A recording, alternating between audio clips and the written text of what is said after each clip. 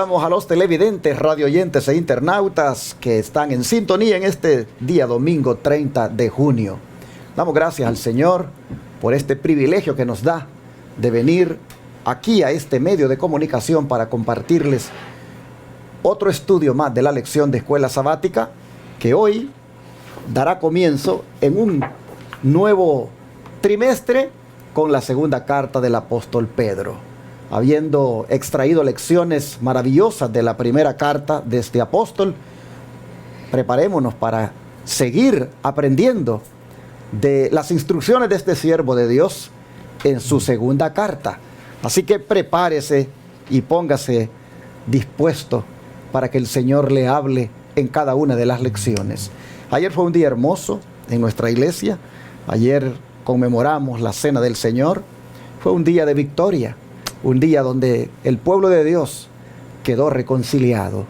El pueblo de Dios fue muy bendecido con esa ceremonia.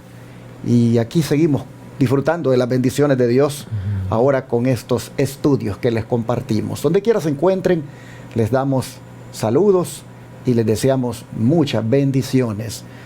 Agradecemos también el que nos ayuden a seguir adelante con la misión que tenemos como pueblo remanente, como es la de proclamar las buenas nuevas, como es la de anunciar al mundo los mensajes de misericordia y advertencia que Dios tiene. Lo hacemos a miles de personas diariamente por televisión, radio e internet. Y esto representa un costo elevado, pues son 4 canales de televisión y una radio que 24/7 están en miles de hogares, llevando este mensaje de verdad presente y su brazo derecho, la obra médica misionera. De manera, hermanos, que ¿qué podemos hacer? Solamente decirles, pasen a Macedonia y ayúdennos. Es decir, participen de esta obra, aportando en este ministerio diezmos, ofrendas, donaciones especiales que permitan llevar adelante ambas ramas del Evangelio, como son la predicación del mensaje de los 3 ángeles y la atención gratuita a los enfermos, con la obra médica misionera que hace nuestro centro de estilo de vida Los 3 Ángeles. Agradecemos el que hoy más de alguien se deje tocar por el Señor y se haga presente con ese diezmo, ofrenda o donación especial. En la pantalla están las maneras, tomen nota. Ustedes pueden escoger cualquiera de las formas y desde cualquier parte del mundo ustedes pueden hacerlo. Les invitamos para que nos contacten al 214-881-4029 o al WhatsApp más 1-214-881-4029 para darles la información detallada, como por ejemplo número de cuenta de banco al cual pueden depositar, dirección postal a la cual pueden enviar cheque o money order y también darlo en el instante de su tarjeta de débito o crédito si ustedes lo prefieren, y por supuesto pueden hacerlo en paypal.com buscando la cuenta que se llama Iglesia Advenimiento. Desde el extranjero pueden también ustedes utilizar la agencia de envío que se llama Western Union, RIA, MoneyGram y hacerse presentes o transferir de la cuenta de su banco a la cuenta de banco de nuestro ministerio. De antemano, gracias otra vez a los que este día puedan responder a este llamado por el cual oramos diariamente y le dejamos a Dios que haga esa obra de convicción en el corazón del que escucha. Hermanos y hermanas, nuevamente mi hermano Ángelo Barri está aquí para acompañarme en el primer estudio de la lección de este nuevo trimestre. Bienvenido, mi hermano. Pastor, contentos como siempre, hermanos. Gracias a ustedes que nos dan el privilegio de compartir con ustedes un pedazo, como digo yo, de la inmensidad de la palabra de Dios. Así como el pastor acaba de decir, agradecemos también a todas esas personas que esta semana serán tocadas y bendecirán sus propias vidas contribuyendo con este ministerio que tiene un solo propósito, es de alcanzar a todo el sufriente y a todo el que está dolido. ¿Por qué lo digo? En el sentido, hermanos, de que nosotros tenemos una misión de llevar el brazo derecho de esta obra. ¿Cómo usted nos puede ayudar para que esta obra siga creciendo? Dándole dedito arriba, compartiendo, comentando y suscribiéndose. Ahí busque la palabra suscribirse en rojo. Usted lo puede ver ahí. El dedito está ahí también en su pantalla. Usted dele, no permita, si le está gustando lo que usted está viendo y el trabajo que estamos haciendo, déjenos un like. Gracias, gracias a todas esas personas que lo harán. Bueno, ustedes ya me conocen, siempre les recomiendo encarecidamente que lean su Biblia. Lea su Biblia. Hoy es un buen día para comenzar a estudiar el escape milagroso. Vamos a estar, como dice el pastor, abriendo la segunda epístola de Pedro, el capítulo o el tomo 2, por decirlo en mi palabra más fácil. Vamos a estar abriendo el capítulo o el tomo 2 de este maravilloso libro de Pedro. Ya estudiamos toda la parte 1, pero ahora, después de la oración, vamos a ver ahora la parte 2, el segundo libro de Pedro. ¿A quién le escribió? ¿Para qué lo escribió? ¿Y con qué propósito fue escrito? Es lo que vamos a estar estudiando, yo creo que todos estos sábados. Y hoy nos toca el primer capítulo de segunda de Pedro. Así que, pastor, vamos a orar para comenzar. Amén. Amado Padre, queremos en este momento presentarnos como vasijas. Nos vaciamos para ser llenados de ti. Amén. Bendiga a cada persona que en este momento escuchará esta palabra. Cada corazón, llénelo, toque, restaure. Y Señor, no podemos nosotros dejar de agradecer lo bueno que tú has sido con nosotros. Gracias por ser tan bueno. Gracias por estas palabras de Pedro que todavía nos ayudan a seguir avanzando y nos dan la confianza de que aunque vivimos en este mundo, no somos de este mundo. Así que, Señor, te damos gracias por eso, por hacernos parte de tu familia en la fe. Gracias de nuevo. Pedimos esto en el nombre de Jesús. Amén. Amén. Amén.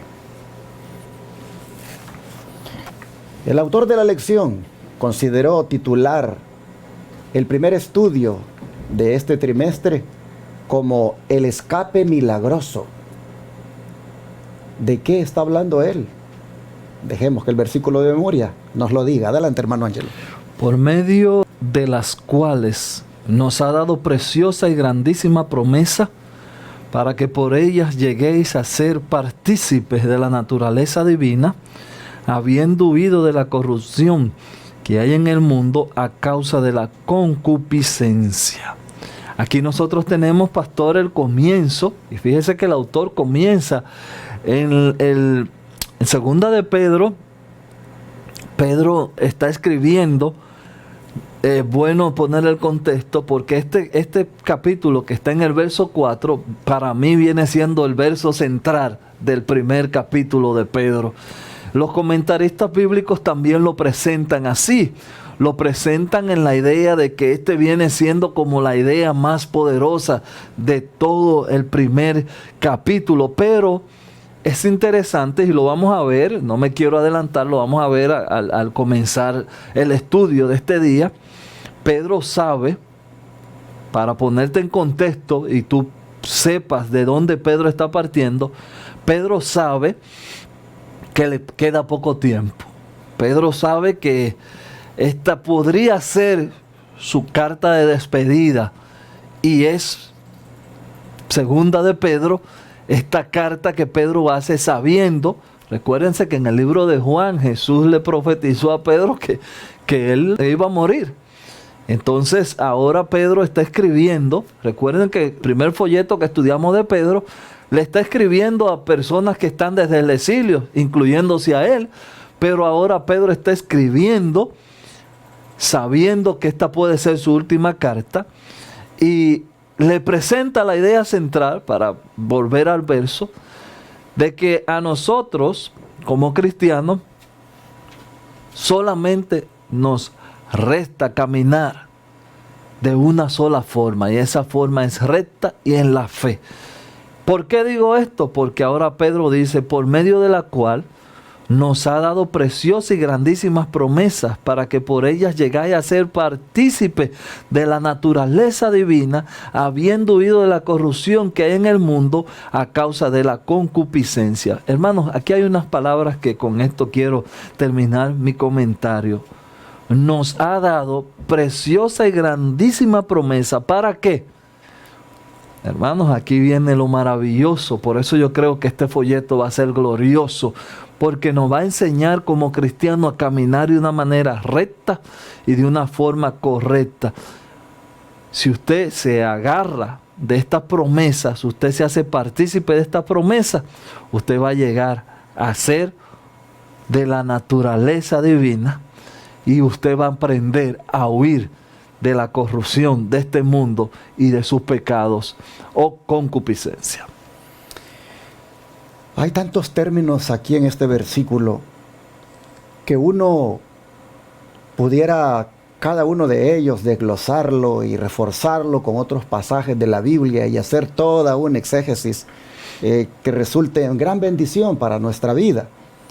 Pero yo quisiera destacar el hecho, hermanos, de que hemos, por la gracia de Dios, alcanzado ahora un gran privilegio, el de ser participantes de la naturaleza divina.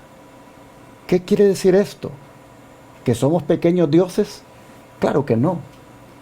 Somos participantes de la naturaleza divina porque el Espíritu Santo mora en nosotros. Amén. El día que nos bautizamos, allí mismo se invocó que el Padre, el Hijo y el Espíritu Santo eran los que básicamente estaban viniendo a nosotros.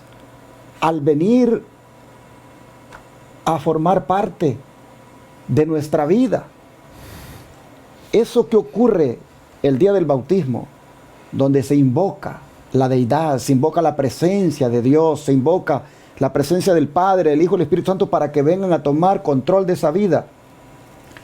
Eso, hermanos, hace que a partir de ahí el cristiano participe de la naturaleza divina. Amén. Repito, no en el sentido de que se convierte en un Dios, sino en el sentido de que ahora el Espíritu lo guía.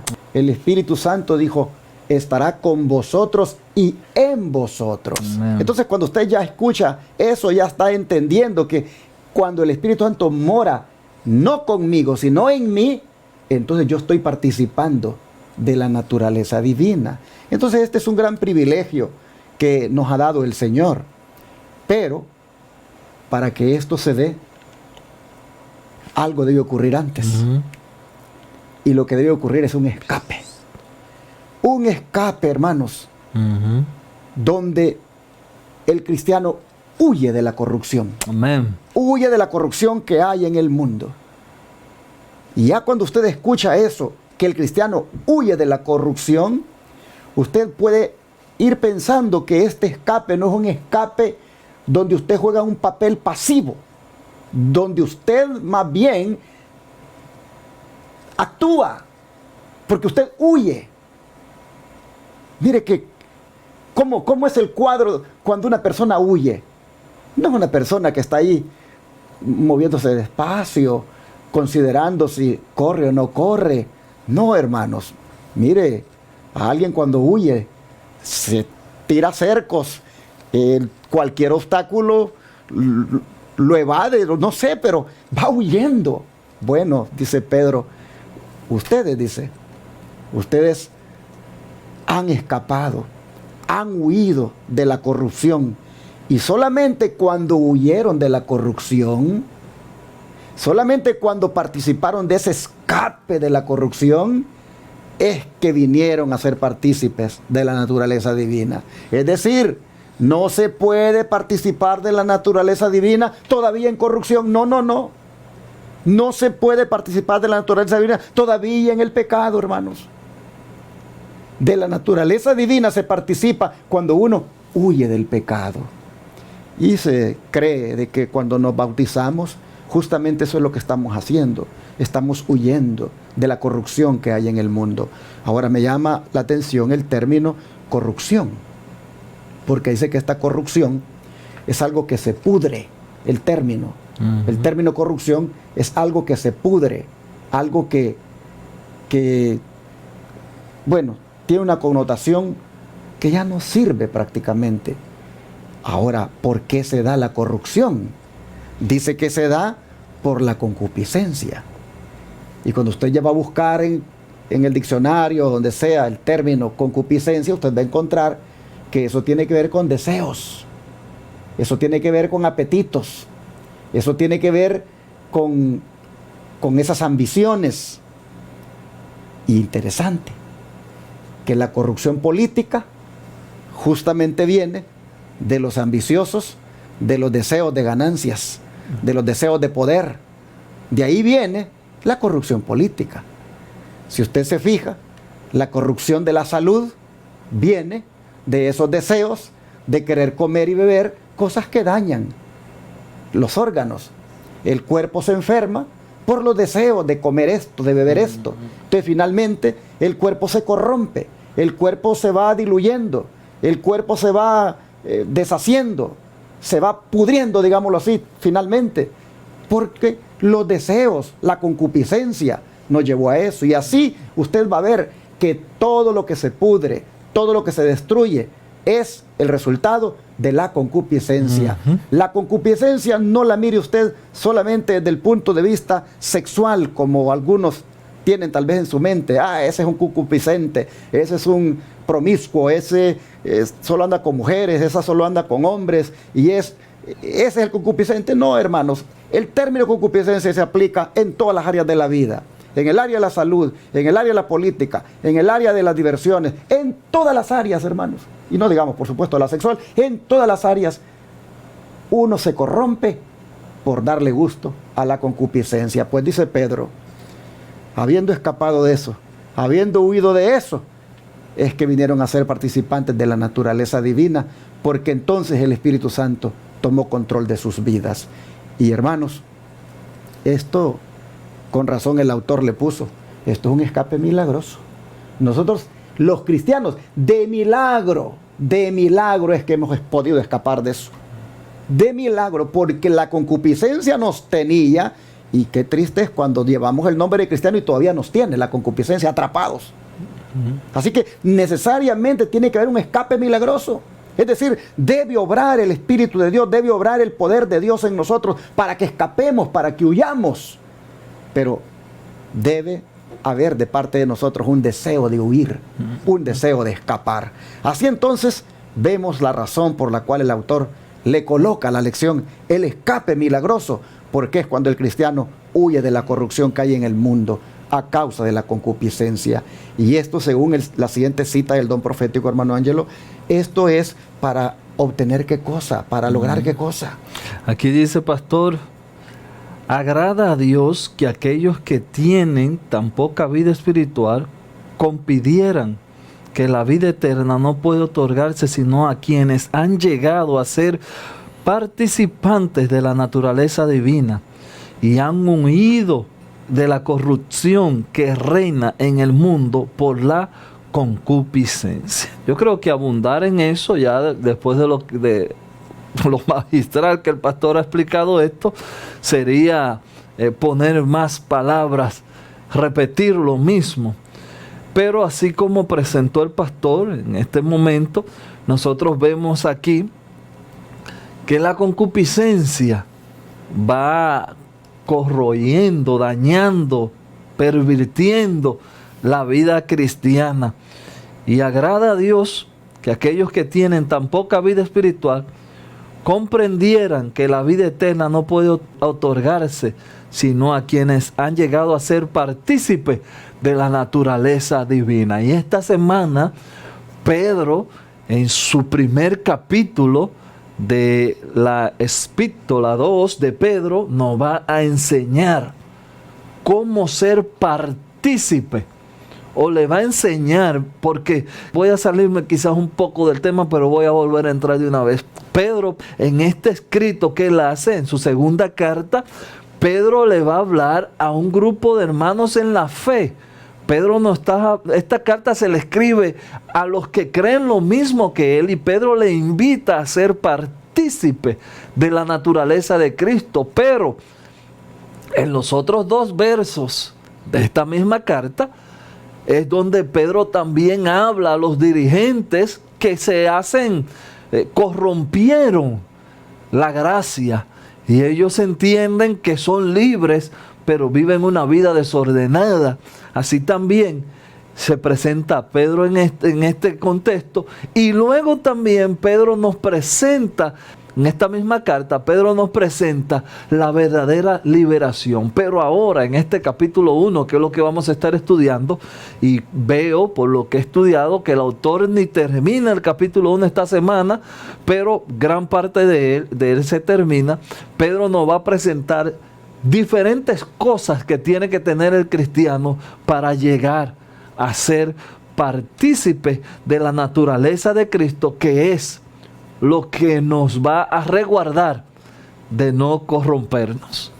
Me llamó la atención de la cita que leyó mi hermano, que la sierva del Señor diga que la vida eterna no se puede otorgar, sino a quienes han llegado a ser participantes de la naturaleza divina.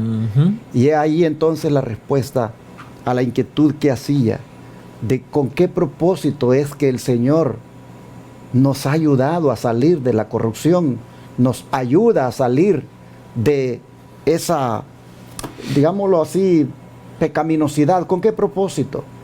Con el propósito de otorgarnos la vida eterna. ¿Quiere usted la vida eterna? Amén.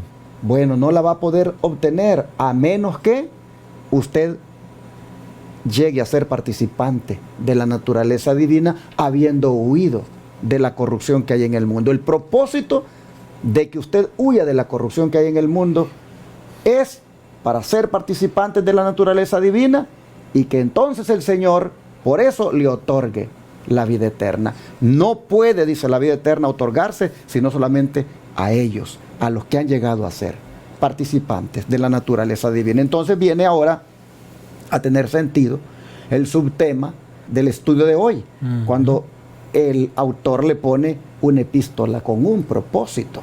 Porque nosotros miramos a partir del versículo de memoria y la cita que hemos leído, que el propósito entonces de la epístola de Pablo es de que los creyentes lleguen a ese estado, donde ellos participen de la naturaleza divina y puedan de esa manera disfrutar de la vida eterna, de todas las bendiciones que eso trae.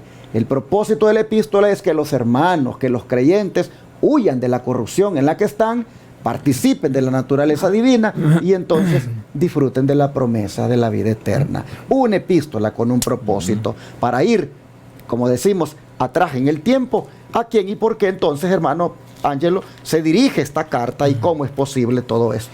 Aquí, pastor, vamos a ver cómo Pedro, magistralmente, en segunda de Pedro 1, dice: Simón Pedro, siervo y apóstol de Jesucristo, a los que habéis alcanzado por la justicia de vuestro Dios y Salvador Jesucristo, una fe igualmente preciosa que la nuestra.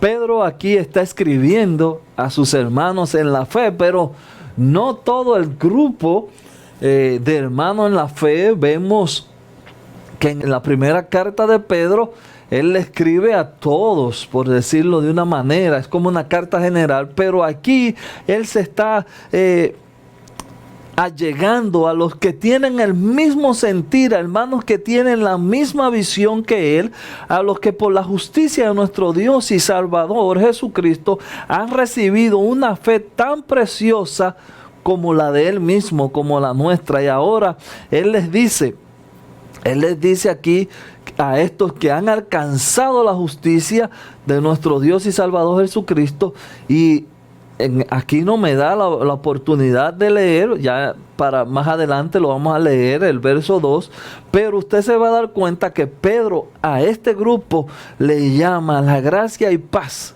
sea multiplicada y el conocimiento de Dios sea también con ellos o con vosotros. Hermanos, aquí ya Pedro comienza a dar señal de que esta epístola segunda tiene una connotación especial. ¿Para quién? Para nosotros, los que ya estamos en la misma fe, para enseñarnos cómo resguardarnos de estos tiempos en los que estamos viviendo. Entonces, ¿a quién y por qué se dirige esta epístola? ¿Y cómo es posible todo esto? Bueno, primeramente, el a quién es a nosotros los creyentes. Originalmente era para aquellos creyentes del Asia Menor, a quienes Pedro escribió la primera carta. Pero aplicándolo en un sentido general, también allí, hermanos, nos alcanza a nosotros. Así que, ¿a quién se dirige esta epístola? A nosotros, el pueblo de Dios. ¿Y por qué? Porque nosotros también hemos alcanzado. Hemos alcanzado como los cristianos del Asia Menor y como los apóstoles y como todos los cristianos que nos han antecedido, también nosotros hemos alcanzado esa fe igualmente preciosa. Esa fe que tuvo Pedro, hermanos. Esa fe que tuvo Juan. Esa fe que tuvo Pablo. Esa fe que es una fe salvadora. Que es una fe llena de esperanza. Una fe que involucra gracia. Amén. Que involucra justicia. Que involucra perdón. Una fe, hermanos, que prácticamente involucra inclusive santificación. Esa fe dice que también nosotros la hemos alcanzado. Amén. En otras palabras, hermanos, en el cristianismo no hay cristianos de primera ni de segunda categoría. Amén. Todos hemos sido alcanzados igualmente por la gracia del Señor. Amén. Dice Pedro, ustedes han alcanzado la fe preciosa que nosotros hemos alcanzado. No hay tal cosa que haya una diferencia entre ustedes y nosotros cuando se trata de la salvación, cuando se trata de la fe. Aquí no es asunto de categorías. Aquí nosotros, no por ser apóstoles, somos más que ustedes. Ustedes y nosotros hemos alcanzado la misma preciosa fe. Amén. La fe que salva.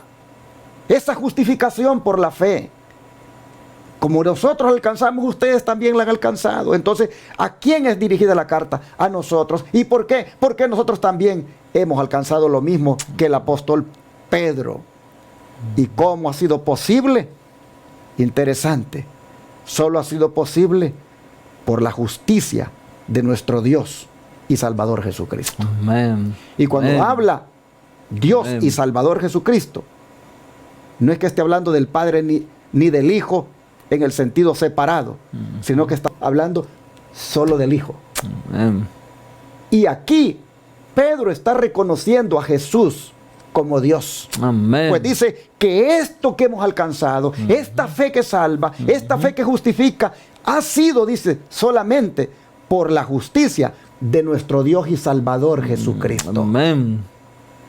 Jesús es Salvador y es Dios. Amén. Pedro reconoce aquí la divinidad de Cristo. Amén. Y siempre fue así. ¿Se acuerdan cuando dijo: nosotros hemos creído que tú eres el Hijo del Amén. Dios viviente? Amén. Bienaventurado eres, le dijo. No te lo ha revelado carne ni sangre, le dijo Cristo, sino mi Padre que está en los cielos. Hermanos, aquí Pedro destaca a Cristo como Dios y dice: es por su justicia. Es por esa misericordia, es por esa gracia, es por ese perdón, es por esa justificación que hemos venido, dice, a alcanzar esa fe preciosa.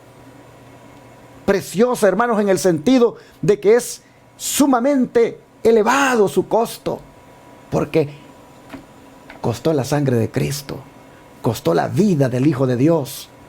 Es preciosa, está bien, en el sentido hermoso si usted lo quiere ver, pero también en el sentido de que se pagó un precio alto por ella.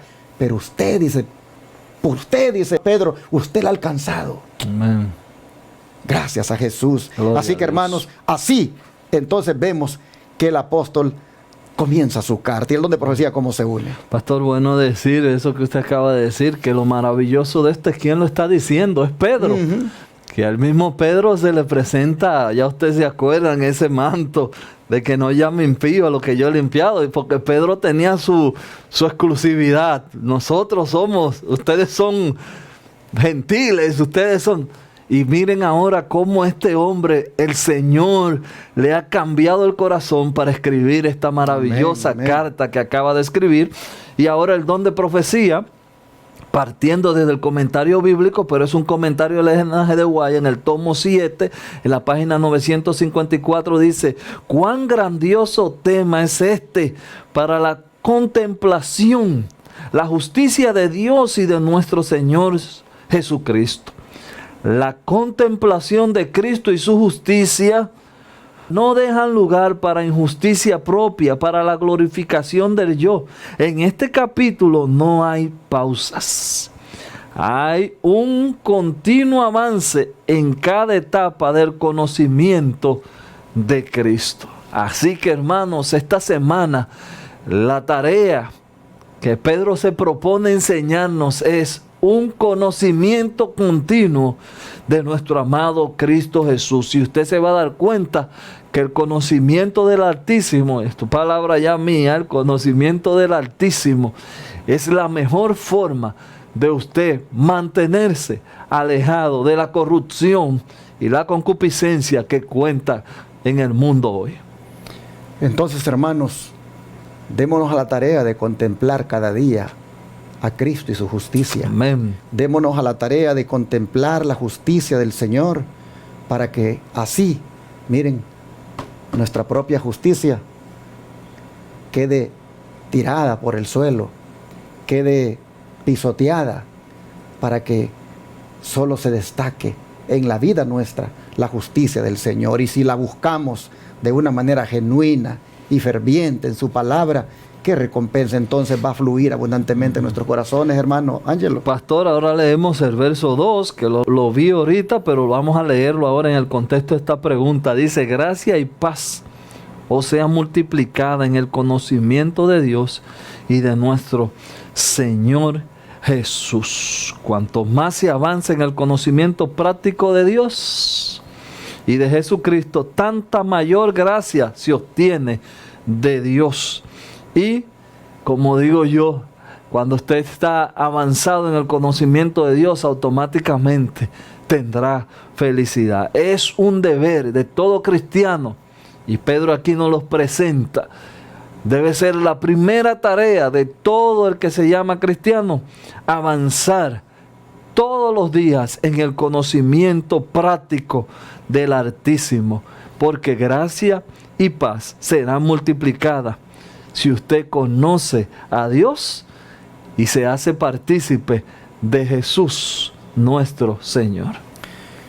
Los dos dones que son mencionados aquí, como son la gracia y la paz, todo cristiano las adquiere cuando Cristo viene a ser su Salvador. Amén.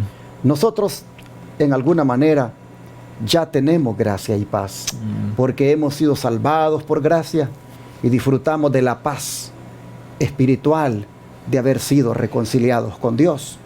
Sin embargo, Pedro dice que eso se multiplique, es decir, que eso crezca, y solo va a lograrse en la medida en que se den a la tarea de conocer a Dios y a nuestro Señor Jesús. Es como resultado del conocimiento de Dios y de nuestro Señor Jesús que esos dos dones, la gracia y la paz que ya tenemos, van multiplicándose, van creciendo.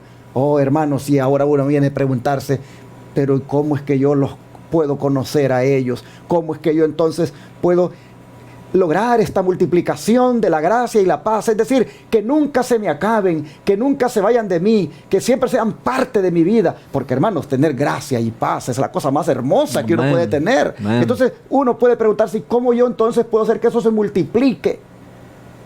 Bueno, ya dijo Pedro, a través del conocimiento que tengas de Dios y del Señor Jesús. Sí, pero ¿cómo es que se puede obtener ese conocimiento? Bueno, hermanos, ¿y cómo es que uno se conoce con alguien? ¿Acaso no es relacionándose con ese alguien? ¿Acaso no es pasando tiempo con ese alguien? ¿Acaso no es conviviendo con él? Así es como uno llega a conocerse. Entonces si usted quiere que la gracia y la paz se le multipliquen, tome tiempo para conocer a Dios. Tome tiempo para conocer a Jesús. Mire, este conocimiento trae como resultado vida eterna. ¿No se acuerda cuando Jesús dijo, y esta es la vida eterna, que te conozcan a ti, Amén. el único Dios verdadero, y a Jesucristo a quien has enviado. Entonces, el conocimiento de Dios y de Jesús trae vida eterna. Y eso, dice Pedro, multiplica esos dos dones como son la gracia y la paz. Y hermanos, ese conocimiento no viene sino apartando tiempo para, mire, estudiar la Biblia, Amén. orar, estar en comunión con Dios. Si todos los días hacemos esto, el conocimiento, hermanos, de Dios y de Jesús va afianzándose, se va afirmando, y por ende la gracia y la paz se van multiplicando. Amén. Esto, hermanos, es lo que trae como recompensa el conocimiento, el espiritual que nos da la palabra de Dios.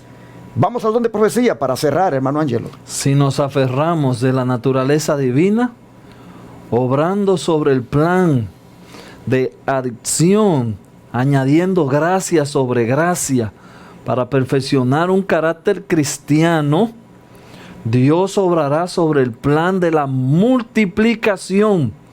Él dice en su palabra, gracia y paz, o sean multiplicadas en el conocimiento de Dios y de nuestro Señor Jesús. Si yo solamente tengo que decir gloria a Dios. Hermanos, aquí nosotros tenemos un solo camino, aferrarnos de la naturaleza divina, obrando sobre el plan que Dios ha puesto, añadiendo gracia sobre gracia.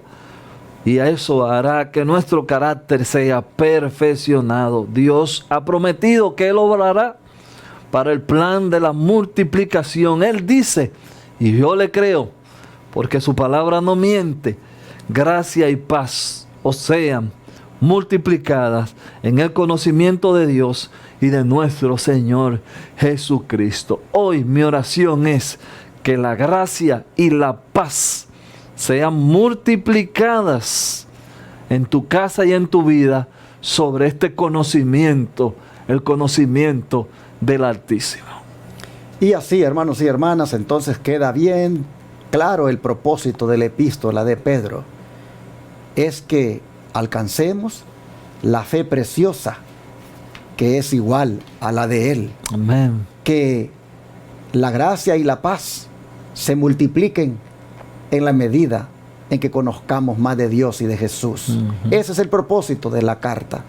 Que los cristianos se dediquen a conocer más a Dios, se dediquen a conocer más a Jesús, que los cristianos logren alcanzar esa fe igualmente preciosa como la de Él, y que los cristianos, por ende, cada día la gracia del Señor y la paz de Cristo puedan tenerla como que se les va multiplicando, es decir, va creciendo. ¿Quiere usted que eso se cumpla en su Amén. vida? ¿Quiere usted que ese propósito de Pedro se concrete en usted? Yo lo quiero, mi hermano Ángelo también. Amén, Entonces amén. oremos y pidámosle al Señor, hermanos, que esto ocurra desde ya, porque el que tiene esto es un cristiano feliz. Amén. Vamos a orar. Padre Celestial, agradecemos, Señor, que todo tiene un propósito, Amén. que las cartas de Pedro fueron escritas para nuestro bien, para nuestro crecimiento. Señor, hoy vemos como el principio de la adición, es decir, el de agregar, el de crecer, eso es algo indispensable en la vida de un cristiano. Y por eso oramos en esta hora, porque queremos, Señor, que esa gracia con la cual nos ha salvado permanezca y abunde en nosotros. Amén. Oramos, oh Padre, para que esa paz que hemos alcanzado de haber sido perdonados de nuestras pecaminosidades, de transgresiones y de culpas, que podamos, Señor, permanecer en esa paz. Pero al mismo tiempo te rogamos que nos ayudes para que esto sea solamente el resultado de una relación íntima contigo, de un conocimiento relacional contigo, un conocimiento, Señor, donde el tiempo de calidad pasado contigo sea el que lo produzca. Padre, te rogamos que se cumplan los propósitos que Pedro ha dicho hoy en su palabra en nuestra vida, en la medida en que cooperemos de esta manera. Amén. Señor, ayúdenos a disfrutar de la naturaleza divina, a participar de ella, y así, Padre, también decir que tenemos la misma fe de los apóstoles. Amén. Padre, en sus manos nos ponemos y le rogamos que nos haga cristianos victoriosos. Amén. Se lo pedimos en el nombre de Jesús. Amén. Amén.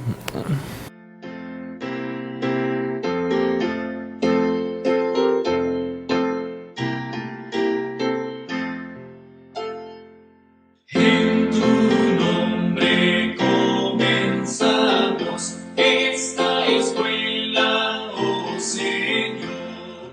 Con fervor te suplicamos, seas nuestro director. Cada sábado venimos a tu escuela.